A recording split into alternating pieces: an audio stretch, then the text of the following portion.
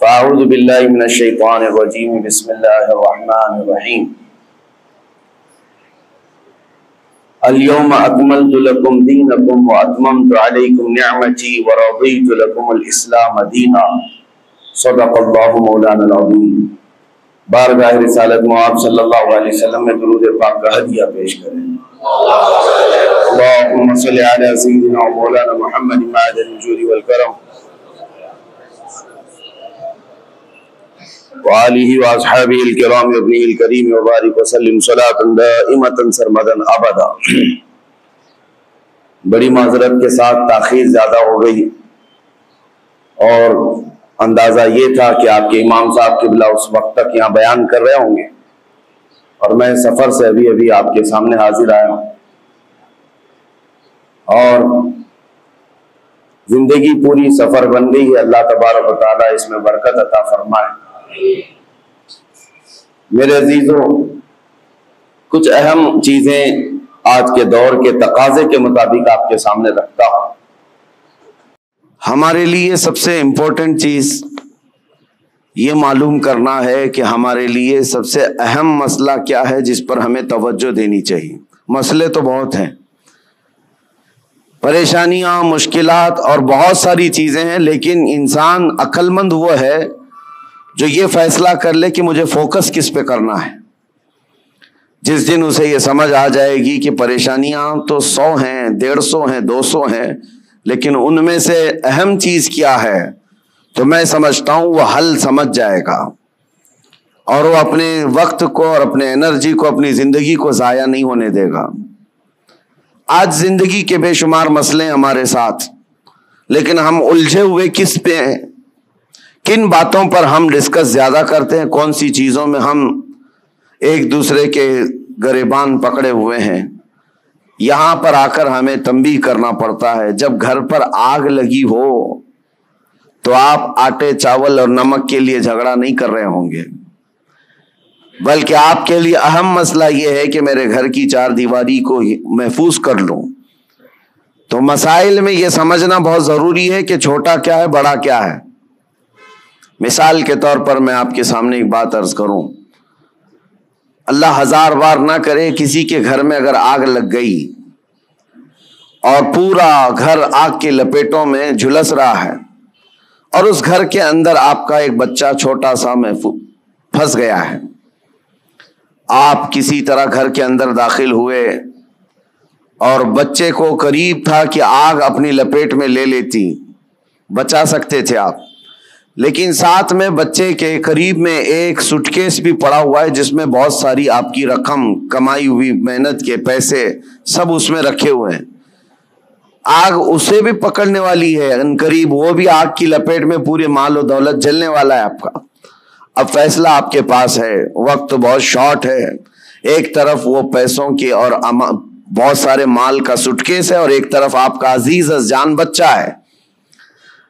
کس کو بچانا چاہیے؟ ایک عقل رکھنے والا بندہ صاف سی بات ہے وہ سوٹ کیس کی طرف نہیں دیکھتا، بلکہ اپنے جان سے زیادہ پیارے بچے کی جان کی حفاظت کرتا ہے، کیونکہ عقل میں اتنی بات تو ہے، اتنا سینس سب کو ہے کہ مال پھر کمایا جا سکتا ہے لیکن جان بچانا زیادہ ضروری ہے۔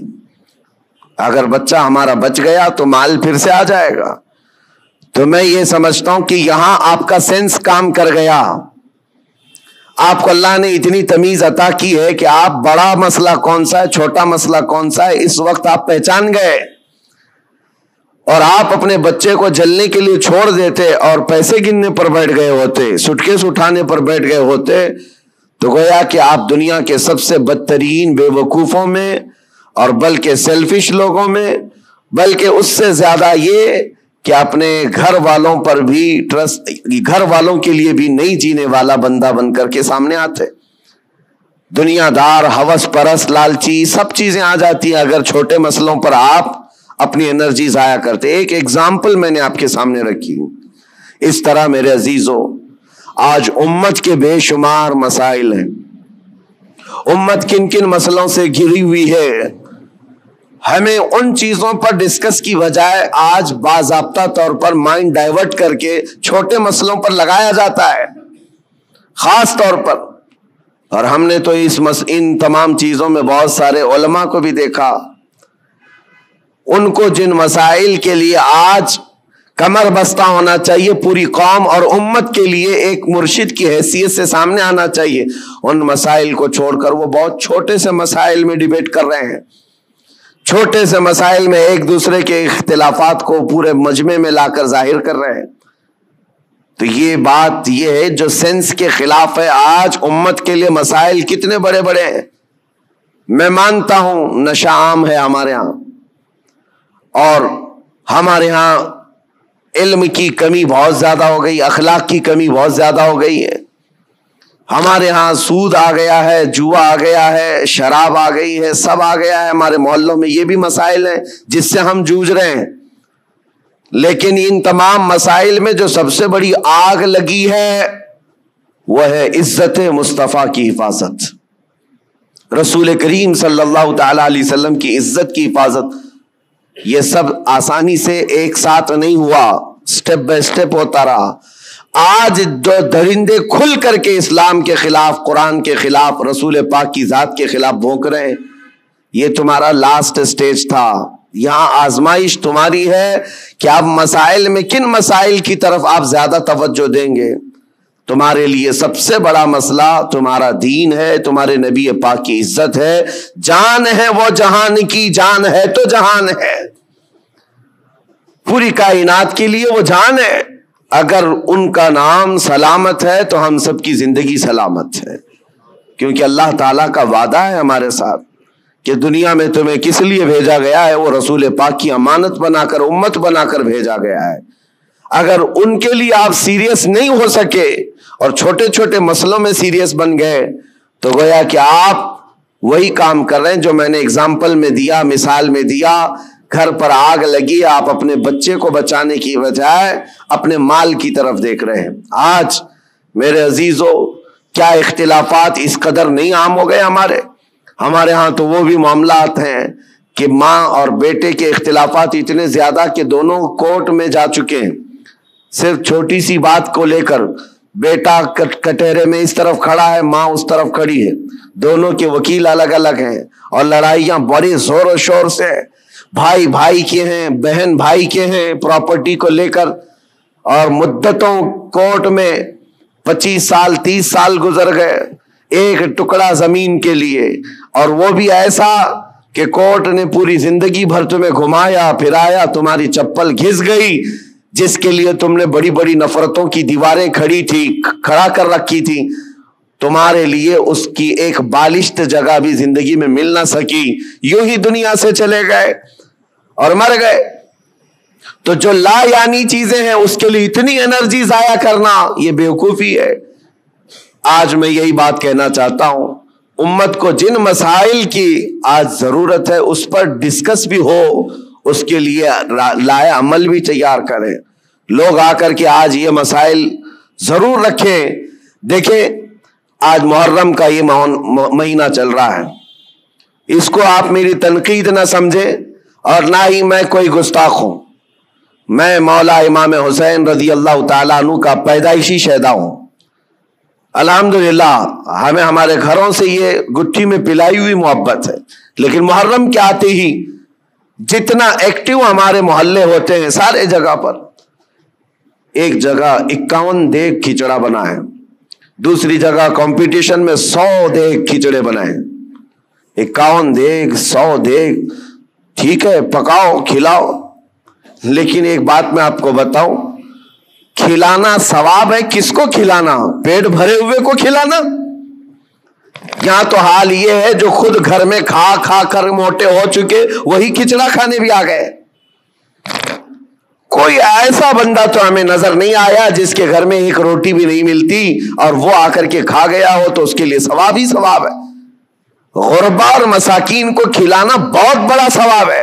سرکار غوث پاک نے تو فرمایا، میں نے ساری نیکیاں الٹ پلٹ کر دیکھ لیا، صرف 2 نیکیاں ایسی نظر آئی جو رحمان کو سب سے زیادہ محبوب ہیں، انہوں نے اپنے ملفوظات میں لکھ دیا ہے، فرماتے میں نے ساری نیکیاں چھان کر دیکھ لی، 2 نیکیاں جو سب سے زیادہ اللہ کو پسند ہے، ایک بھوکوں کو کھلانا، دوسرا ننگوں کو کپڑا پہنانا۔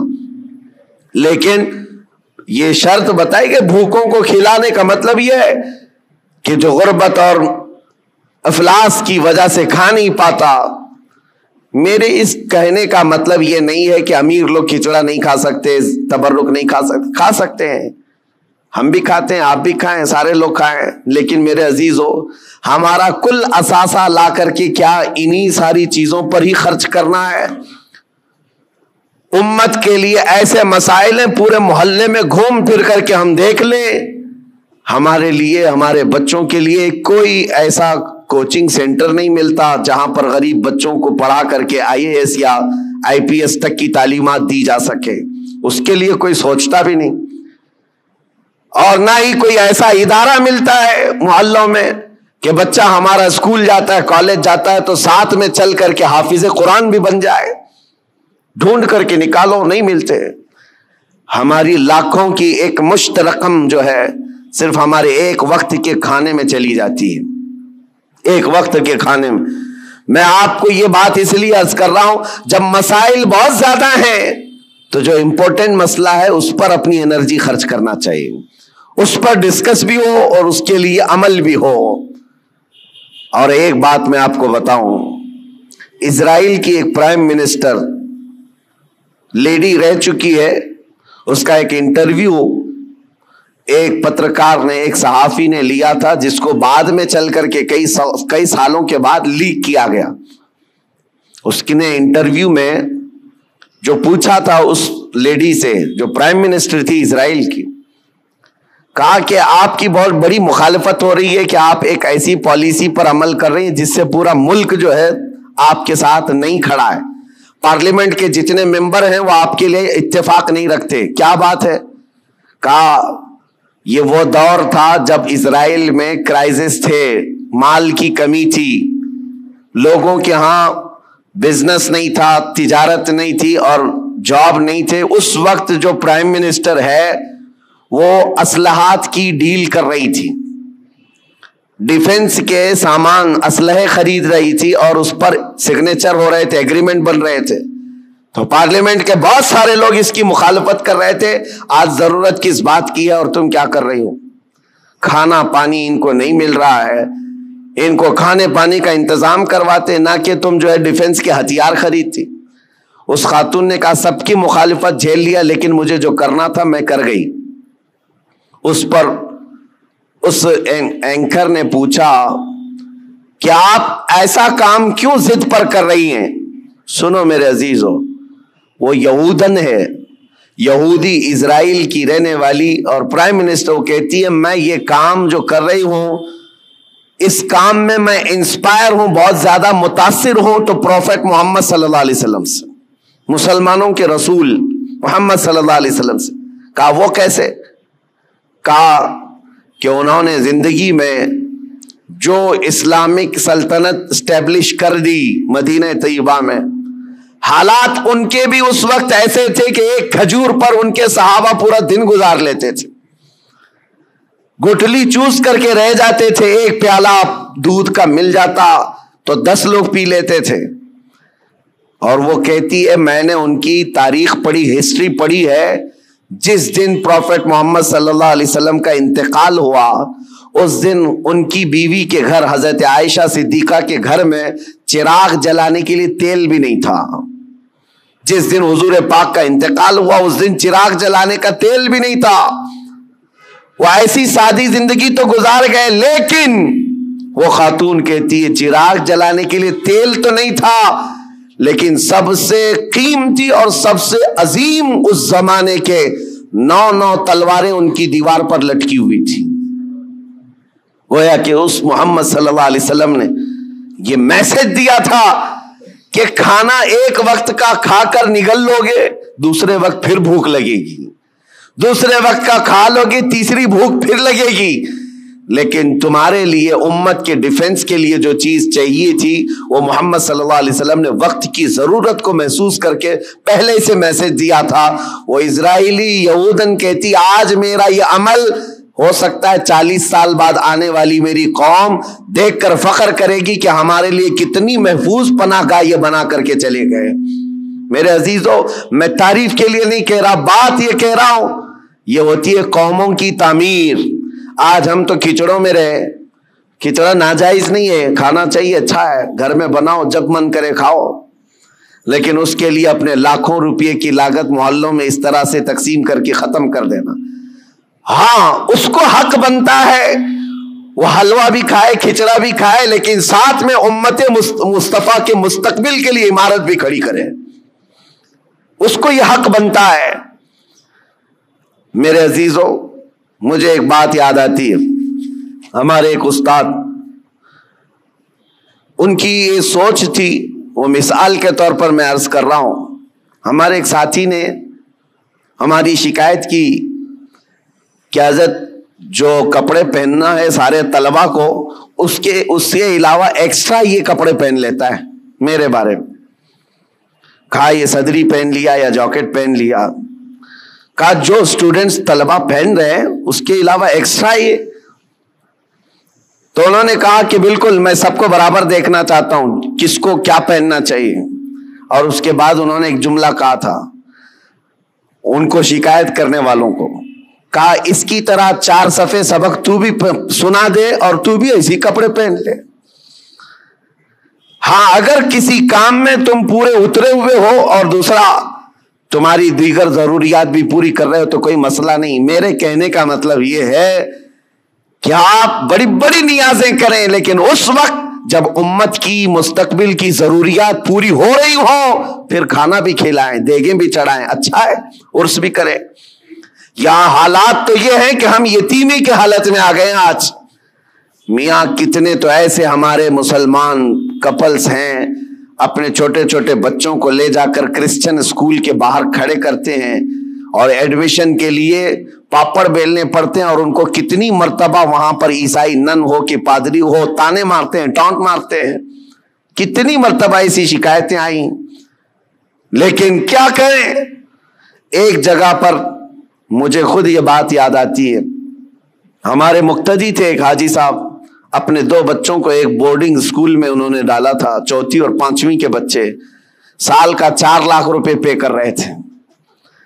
اور ایک بار وہ مجھے ساتھ میں لے کر گئے دکھانے کے لیے کہ آئیں دکھاتا ہوں کتنا بہترین ہے، 45 ایکڑ میں بنا ہوا یہ بورڈنگ اسکول ہے، سب کچھ ہے. میں گیا تھا، ان کے مینیجر سے میں نے پوچھا کہ شیڈول کیا ہے آپ کا، بچوں کو کیسے آپ ٹریٹ کرتے ہیں. انہوں نے صبح 5 بجے سے لے کر رات کے 9 بجے تک کا پورا گھنٹے کا شیڈول بتایا. اس میں پوجا بھی ہے، یوگا بھی ہے، جاگنگ بھی ہے، سب ہے.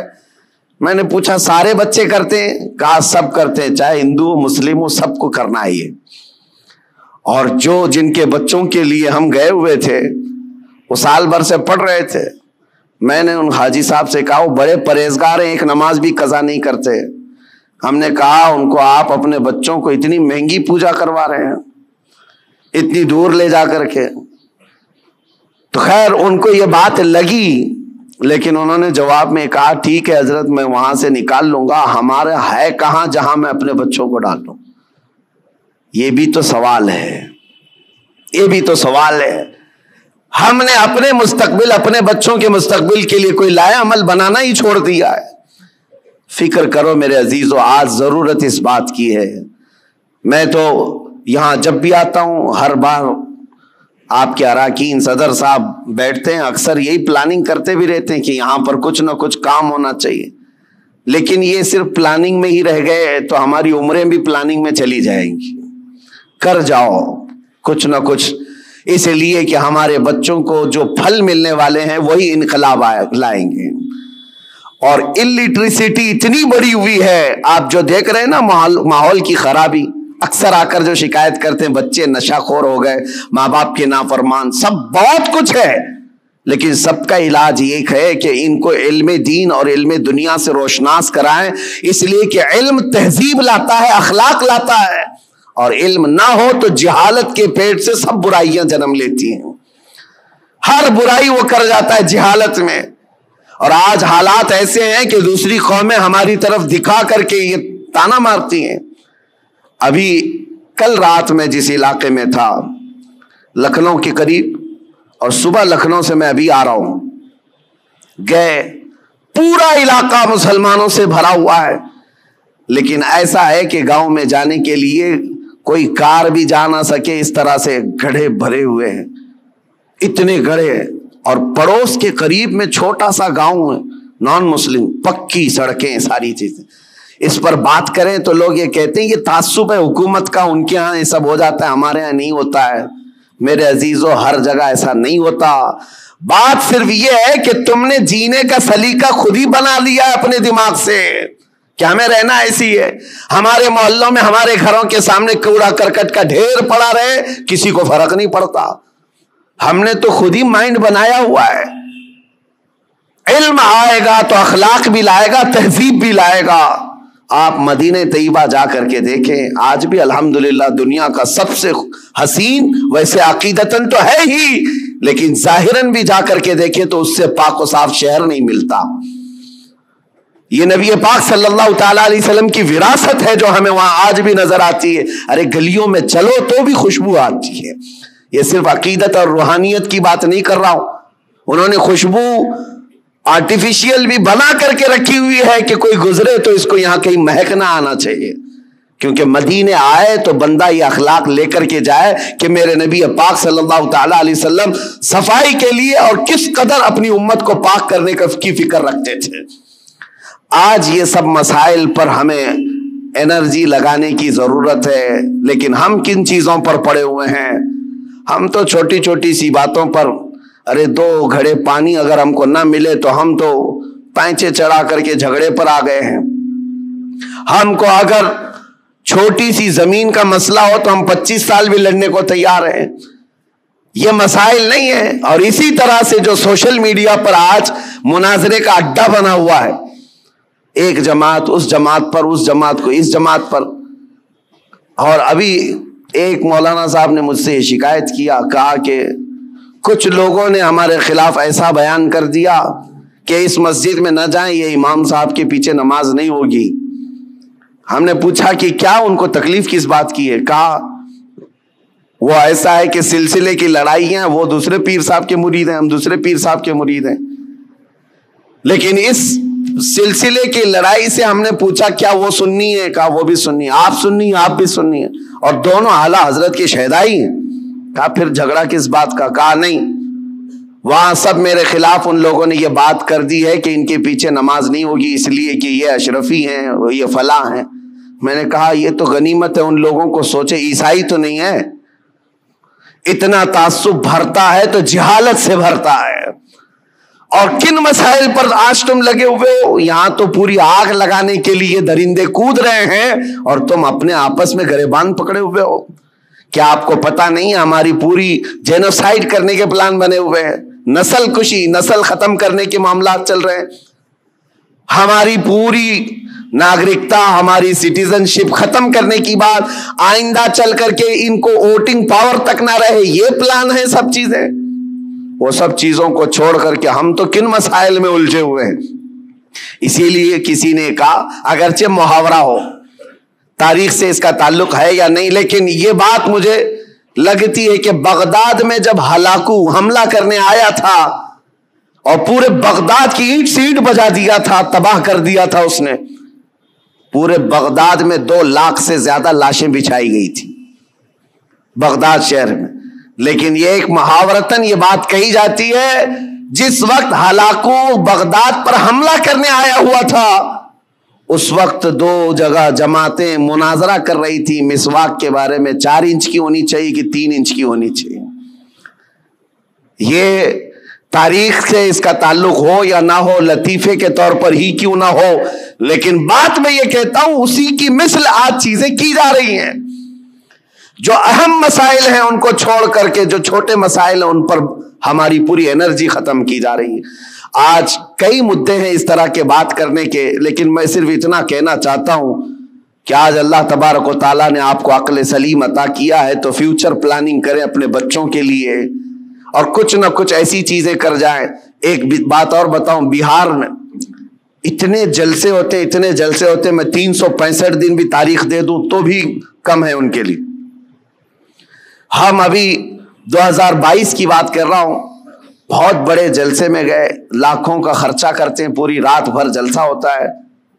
ایک رپورٹر تھے جنہوں نے اینالائز کیا تھا وہ میرے پاس ایک رپورٹ لا کر کے بتایا کہ حضرت پورے سال بھر میں ایک ہی اسٹیٹ بہار میں 4000 جلسے ہوئے، 4000 جلسے، اور وہاں کے رات بھر چلنے والے جلسوں کو میں نے بہت قریب سے دیکھا ہے کہ اس قدر وہاں پر اہتمام کے ساتھ جلسے کرتے. میں جلسوں کا مخالف نہیں، ٹھیک ہے، دین پھیلانے کا ایک ذریعہ ہے، لیکن ہوتا کیا ہے، انہوں نے کہا کہ کم از کم ایک جلسے میں 5 لاکھ روپے خرچ ہوتے ہیں، اس سے کم نہیں، بلکہ زیادہ سے زیادہ ہم نے دیکھے 10-10 لاکھ 15-15 لاکھ ایک رات کے جلسے میں وہ لوگ خرچ کرتے ہیں. منیمم 5 لاکھ روپے خرچ کے حساب سے 4000 جلسوں کا جب یہ رپورٹ نکالی گئی تو انہوں نے سال بھر میں ایک ہی اسٹیٹ میں، یہ غریب لوگوں کی بات کر رہا ہوں، 2000 کروڑ روپے خرچ کیے. 2000 کروڑ روپے راتوں میں یہ خرچ ہوئے ہیں. لوگوں کو اگر ایسا لگتا ہے کہ میں جلسوں والا آدمی، مقرر آدمی، روزانہ ادھر ادھر گھومتا ہوں، میں صاف آج اعلان کرنا چاہتا ہوں میرے عزیزوں، میں ایک جگہ بیٹھ کر کے جو پیغام پہنچاتا ہوں اللہ کا فضل ہے، لاکھوں اس کو ویسے ہی سن لیتے ہیں. بہت بڑے اسٹیج لگانے کی، کانفرنس کرنے کی ضرورت نہیں، اور نہ ہی میری کوئی خواہش ہے، اور نہ ہی میں کہیں پر نذرانے یا لفافے طے کر کے جاتا ہوں، میرا معاملہ ہے نہیں. لیکن دل دکھتا اس بات پر ہے 2000 کروڑ روپے سال بھر میں ایک اسٹیٹ کے اندر خرچہ ہو گئے. ٹھیک ہے، دین پھیلانے کے لیے آپ نے کیے، لیکن دوسری طرف آپ پورا ڈھونڈ کر کے نکالو، مسلمانوں کے لیے ایک یونیورسٹی بھی نہیں ہے پورے اسٹیٹ میں، ایک بھی نہیں ہے. اور ایک چھوٹی سی جماعت جو 0.5 میں جن کا پرسنٹیج آتا ہے ہندوستان میں، وہ ایسے دھرم کے لوگ جن کی تقریباً 11-12 یونیورسٹی ایک ایک اسٹیٹ کے اندر یا پورے ہندوستان کو ملا کر، یونیورسٹی کی بات کر رہا ہوں، چھوٹے کالج کی بات نہیں کر رہا ہوں.